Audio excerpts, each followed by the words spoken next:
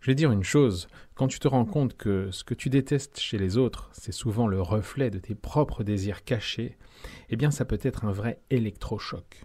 Imagine quelqu'un qui ne supporte pas les gens qui veulent toujours tout contrôler. Eh bien, c'est fort probable que cette aversion cache en fait un désir de pouvoir qu'il n'ose pas s'avouer. Ce désir refoulé et non reconnu va se transformer en quelque chose de malsain, voire de pervers. Mais dès l'instant en fait où tu acceptes ce désir avec honnêteté et une dose d'autodérision, je dirais, eh bien tout change. Au lieu de lutter contre cette partie de toi et de la voir comme un défaut, eh bien tu l'intègres.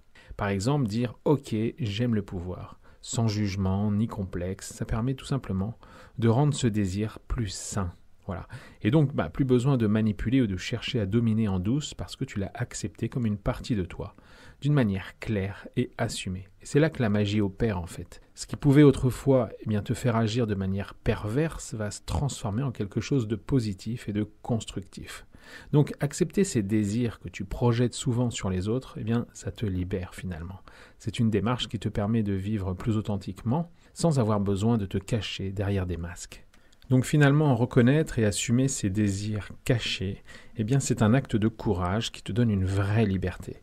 Ça te permet de transformer ce qui pouvait te ronger en une force plutôt saine et positive dans ta vie.